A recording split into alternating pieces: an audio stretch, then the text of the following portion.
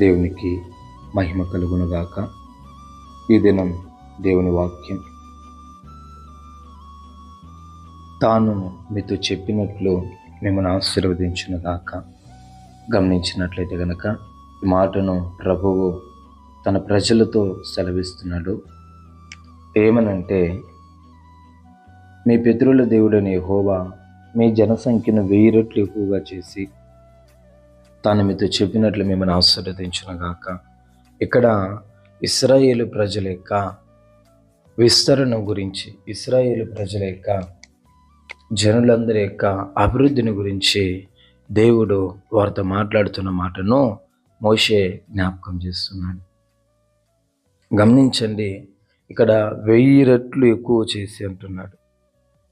దేవుడు వారితో ఎలాగైతే చెప్పాడో అలాగున వారిని ఆశీర్వదిస్తాడు అనేసి మోషే ద్వారా దేవుడు తెలియపరుస్తున్నాడు. అదే రీతిగా దేవాతి దేవుడు నీతో ఎలాగున ఏ వాగ్దానములను బట్టి, ఏ మాటలను బట్టి నేను ఆశీర్వదిస్తాను అని చెప్పాడో అదే రీతిగా నేను నిశ్చయముగా ప్రభువు ఆశీర్వదిస్తాడు.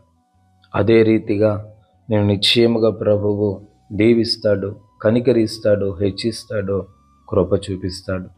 కాబట్టి గమనించండి ప్రియమైన దేవుని జనాంగమా, నిశ్చయముగా ప్రభువు తాను మీతో చెప్పిన రీతిగా మిమ్మల్ని దీవిస్తాడు, మిమ్మల్ని ఆశీర్వదిస్తాడు.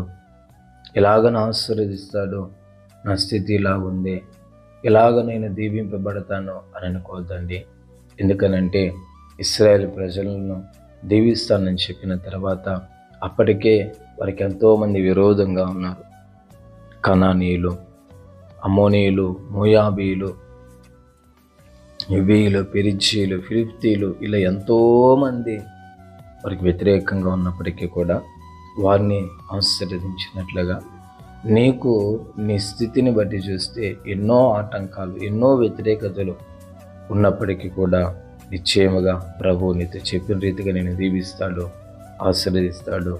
ధైర్యం కోల్పోకు, దేవుడు మేలైన కార్యం జరిగిస్తాడు. పరిశుద్ధుడా స్తోత్రం.